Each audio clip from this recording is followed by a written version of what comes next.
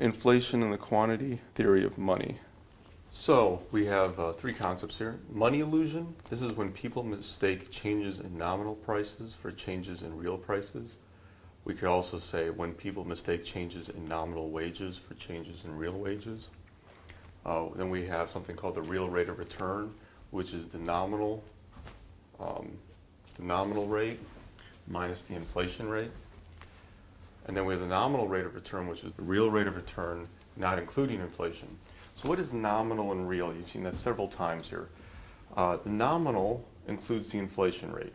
It's the growth in GDP per year. It's the decline in GDP per year. We don't take inflation out.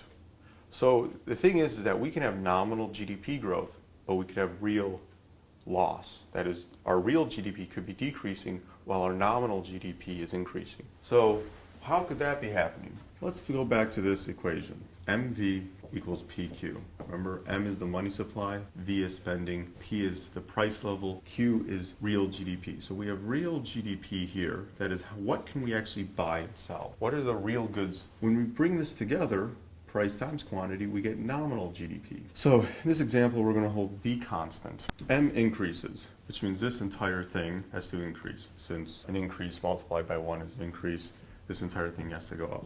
Let's say prices go up by 2 arrows, so they go up twice. That means Q has to go down 1. In this scenario, we have nominal GDP increase, but a lower real GDP.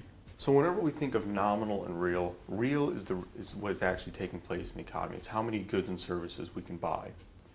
And then we have nominal, which is just the price level. And whenever we're trying to understand how much the GDP is growing, we have to look at the real, not the nominal. Nominal is important too because it's good to know the inflation rate. You need the inflation rate to understand where our economy is going.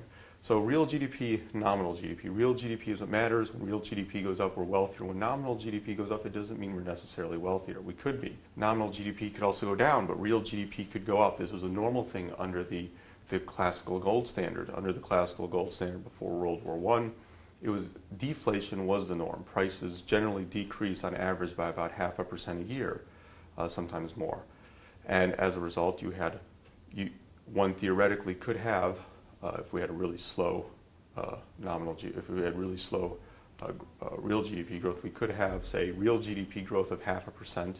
Usually it was much higher in the 19th century, but we can imagine we have real GDP growth of 0.5% and deflation of 0.5%. So nominal GDP would be 0, but real GDP would have gone up by 0.5%. That's something also when you're reading the newspaper, when you're trying to understand what's going on in the economy.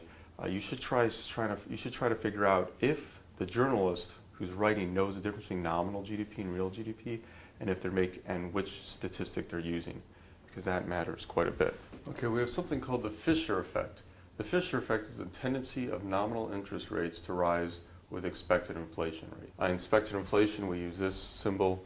E, pi symbol, is expected inflation. Inflation, what is the definition of inflation? The second observed price level minus the first observed price level divided by the first observed price level. Multiply that by 100. So it could be the price level of 2001 minus the price level of 2000 divided by the price level of 2000 multiplied by 100.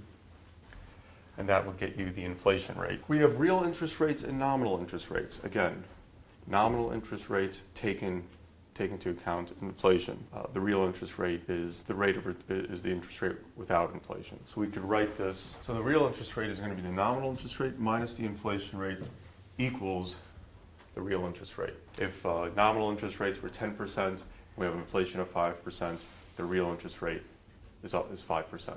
10 minus 5 equals 5. Let's go back to our equation of exchange. MV equals PQ. In the book, it uses capital Y, little r, standing for the real GDP. I use the older version of this, MV equals PQ. We may rewrite this equation as the growth rate. This arrow stands for a growth rate, so a percentage change per year. We have a growth rate of M plus the growth rate of velocity equals the growth rate of the price level plus the growth rate in real GDP. I'm not going to get into the math here. You use logs to, if you're a math guy, you use logs to get this. Anyhow, we have something called aggregate demand, which we call AD, equals the growth rate of M plus the growth rate of V. So the growth rate of M is going to be changes in the money supply, the growth rate in the money supply, and changes in V is going to be changes in spending, changes in the velocity of money.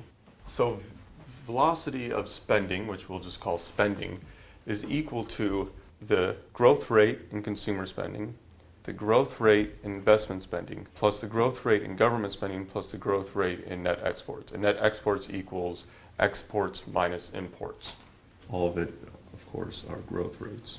And so aggregate demand fluctuates with the change in the money supply and the change in spending.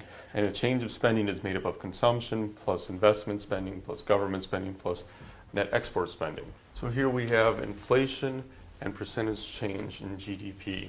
We have a downward sloping aggregate demand curve. The aggregate demand curve, remember, and always write this whenever you draw this, equals growth rate of M plus the growth rate of V. V is made up of C plus I plus G plus NX, all of which are growth rates. Always write that, always write that. If you always write this, you will get lots of points right on the exam, because it'll help you figure out the answers to questions. Aggregate demand may shift outward or inward. What causes it to shift outward? Well, an increase in the money supply, an increase in the velocity of spending, or of how many times the money is spent in the economy, increase in consumer spending, increase in investor spending, increase in government spending, and an increase in net exports. Also, we could say confidence. You'll see that all in the Wall Street Journal or Forbes or whatever. They'll talk about consumers' confidence, investor confidence, etc. So confidence, of course, is going to affect one of these variables. We could have an increase in wealth. An increase in wealth may result in more consumer spending. It also may result in more in investments. Maybe it'll result in more government spending as government revenues increase with greater nominal wealth anyhow. So what would be the opposite? Well, if we had fear in the economy, we had a decrease in wealth. And so a decrease in the money supply is going to shift aggregate demand to the left. A decrease in the velocity of money, which also means a decrease in net exports, a decrease in consumer spending, a decrease in government spending, and a decrease in investment spending. All of that will shift the aggregate demand curve to the left. That doesn't necessarily mean we're poorer. That's just what happens to aggregate demand. That is on money moving in the economy. So that's the aggregate demand curve. Now let's talk about the supply curves. Notice I said curves. So now we have the long run aggregate supply curve. It's a vertical line. It's not really a curve. The long run aggregate supply, notice that it says long run. When we talk about the long run, we're speaking of equilibrium. We are in equilibrium in the long run. That is the equilibrium growth rate in the economy. You can imagine, say, because of the amount of factories, the technology, et cetera, we have the real economy. This is real GDP down here, and this is the inflation rate. So if we take a look at this, MV equals PQ, you'll notice Q is right there, P is right here. Price level, Q. It's not just something to notice that this equation of exchange is expressed in this very graph. And remember that MV is the aggregate demand curve. So on one side we have the supply curve represented in Q. P and Q together show up on the X and Y axis, and then we have the aggregate demand curve represented as M times V. Okay, back to the long run aggregate supply curve. Long run. The long run is the equilibrium point. It is where the economy is growing at its given factors of production. So how many factories do we have, what kind of technology, et cetera, determines our growth rate. Spending doesn't determine our growth rate, or what our production possibilities frontier is. How much we spend doesn't change the production possibilities frontier. Our production possibilities frontier is determined by our production capabilities. How many factories do we have, et cetera. So we have the spending and the supply side, the demand and the supply side, and they interact, of course. What shifts the long run aggregate supply curve? Well, the weather could. We have bad weather. What is that going to do to crops? We have good weather. That's going to be good for crops. If you look before the 19th century, just about every business cycle we had could be attributed to good and bad weather, plagues, and such things. So we could have a plague, an increase in an important input for the economy, an increase in the price for an important input. think oil. We could have a productivity slump. Imagine if the government decided to tax all factories and some really absurd number. That would probably hit our productivity pretty bad. The government decided to just tax everything that it could deem as productive. That would decrease productivity. The tech slump, where we actually forget technology. The example I always think of is how we forgot what Greek fire was. I mean, that was a weapon. It wasn't so much used for producing stuff, though it was used for protecting the Byzantine Empire from the east. We could have an increase in taxes, increase in bad regulation. I'm going to put good regulation on this side. Part of the assumption of good regulation is that it doesn't come along with a lot of administrative costs. Something to consider, or at least that the benefits of the regulation outweigh the administrative costs. Perhaps we could have regulatory capture. Regulatory capture is where the folks who are being regulated capture, lobby in such a manner to control the regulatory agency, and so they create monopolies. So we can imagine all sorts of regulations coming out, creating monopolies and oligopolies everywhere, decreasing production. And then we could have some type of disruption to production. Disruption could be strikes, chaos. What would increase the productivity of the economy? So what would increase production? Well, we could have smooth production. We don't have strikes. We don't have chaos. We have good weather. There are no plagues. We could have a decrease in the price of an important input for the economy. So say oil again, price of oil could decrease. We could have a productivity increase, technological innovation. We could have a decrease in taxes, good laws, regulations, etc., institutions, all that good stuff. So the long-run aggregate supply curve, that's probably what the curve we should be more concerned about, at least in the long run. In the short run, the aggregate demand does matter. In the long run, it's what we can actually end up producing that matters, not so much how much we can spend. So these are the factors that would determine the long-run aggregate supply curve. We also have the short-run aggregate supply curve. So here I have the short-run aggregate supply curve and the long run. In the long run, equilibrium has come about. All arbitrage opportunities have been eliminated, and we are at a level of smooth production. We're at our long run. The short run, well, that's when we get away from the long run. We could have an aggregate demand curve. And the aggregate demand curve meets at this point, so when the aggregate demand curve equals long-run aggregate supply, which equals the short-run aggregate supply, we are at long-run equilibrium. We are, everything is in unison. We're where the economy wants to be. But imagine we had an increase in the growth in the money supply. And so we have a shift out here. Well, now we're out here. We're no longer on the long run, we're on the short run aggregate supply curve. And at this point, we're in a boom. It's not a sustainable boom though, because once all these prices increase, then we're going to end up back here. So why does the short run aggregate supply curve exist? Well, it exists because prices are sticky. Prices aren't perfectly flexible. They do not change overnight. If they did change overnight, the short run aggregate supply curve would not exist. Maybe not just overnight, but if prices change instantaneously to market equilibrium prices, the short run aggregate supply curve would not exist. We would never end up in that boom. We would simply stay along the long run aggregate supply curve. Every shift in aggregate demand would have no change on the growth rate of the economy, because prices would simply go up, prices would simply go down with changes in spending. So why does the SRAS curve exist? Short answer is sticky wages and prices. Where do sticky wages and prices come from? Well, we can have money illusion. That's when, say, you get an increase in your wage, but it's a nominal increase, it's not a real increase. Say inflation is going up 3% per year, and your wage goes up by 2%. You may think you're wealthier, but actually you're poorer. That thinking you're wealthier and not recognizing it may result in you spending more money. And that spending more money will artificially increase this aggregate demand in the economy, and then people realize, oh shoot, prices have also increased more than what I've actually getting paid. And so I'm poorer, and so now aggregate demand is going to shift downward once people recognize the truth of the scenario. And so that money illusion, the sticky prices can creates a short run aggregate supply. It creates shocks in aggregate demand. We can also have menu prices, menu costs. Menu costs are there costs to changing prices? Yes, there are costs to changing prices, and so there's a delay in changing prices. And that delay makes them sticky. We can also have long-run contracts. In the 70s, say in Singapore, most labor was paid, and their contracts were 3 to 5 years out, so folks knew they were going to be paid for 3 to 5 years, and they knew what their increases were going to be. But then inflation hit. And when inflation hit, that meant that their real wages were actually much lower. Because of long-run contracts, not just in wages, we can have this long-run contract for wages, but we can also have long-run contracts for goods and services. And these long-run contracts create sticky wages. It also creates more certainty, alleged certainty at least, because the assumption was that you weren't going to have the inflation or the deflation. So sticky wages and prices can be a result of, say, a psychological reason. It can be a result of long-run contracts. It can be a result of menu costs, and those are the main reasons. There are some other causes out there. So here we have three short-run aggregate supply curves.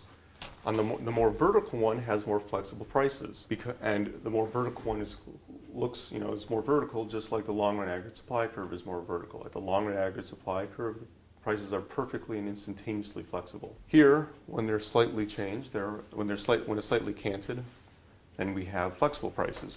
When it's more horizontal, we have sticky prices, and when we have a perfectly horizontal short-run aggregate supply curve, we have fixed prices. That is, the government have price controls throughout the economy, mandating certain prices for all goods and services. And that's the worst scenario. That's actually the type of regulation that just doesn't fix the short-run aggregate supply curve to make it horizontal, but as a bad regulation preventing equilibrium, it will shift the long-run aggregate supply curve to the left, which is what you've seen in many countries that engage in such behavior.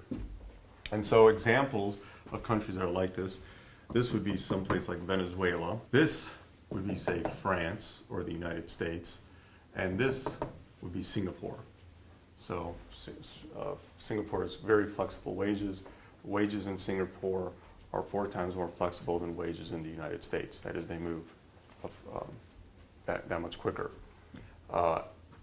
And say the United States, well, we're more sticky with our prices. So here I've drawn the long-run aggregate supply curve, and we have 3 short-run aggregate supply curves. Now I'm going to draw an aggregate demand curve where they're all in equilibrium. And suppose we have a decrease in the aggregate demand. Say it's a drop in consumer spending. What do these recessions look like? Because that's more or less what's taking place. We're having a we're having a slowdown in growth.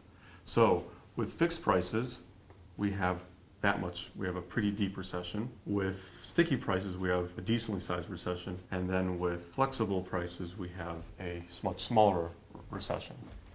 So this is the recession or the slowdown, whichever you want to call it. So more flexible prices and wages result in smaller recessions and smaller booms. We stay closer to the long-run aggregate supply.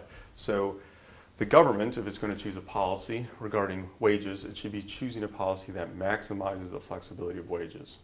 We do not want fixed or sticky prices. We do not want fixed or sticky wages, because that creates longer deviations away from the long run, which results in higher booms, which of course then we have to have a correction, and the correction is painful. And then we also have to deal with deeper recessions. Let's talk about business cycles. So we have several different types of business cycles we can discuss. We have real business cycle theory. Real business cycle theory is whenever the long-run aggregate supply curve shifts. So I mentioned plagues, I mentioned natural disasters, I talked about technological innovation. That would shift the long-run aggregate supply curve. So when the internet's invented, that would shift the long-run aggregate supply curve. Then we can have, say, a Keynesian business cycle. A Keynesian business cycle is a shock to aggregate demand with sticky prices and wages. So this would be a Keynesian business cycle. We have a short-run aggregate supply curve that is relatively horizontal, and then we have a shock to aggregate demand, say a decrease in investment spending. And that decrease in investment spending, because of the sticky wages and prices, results in a rather severe recession. Whereas if we had a very flexible short-run aggregate supply curve, the recession would have not been that bad. So for the Keynesian, the John Maynard Keynes famous. So for the Keynesian business cycle, we have an aggregate demand shock with sticky wages and prices. There's also some other elements of the Keynesian business cycle, but we won't be covering that in this graph. Austrian business cycle theory, which we've already covered, doesn't really relate to this graph because it deals with misallocations of capital over time, because there's an increase in the money supply which artificially decreases the interest rate, which we covered earlier. So Austrian business cycle theory isn't really in here. And later on we'll discuss more about business cycle theory. We'll go into more depth about the solutions and how each of these schools of thought believe how we should deal with the business cycle, how we could prevent the business cycle, and how could we make the business cycle easier to deal with, and what kind of interventions each school of thought would believe is necessary.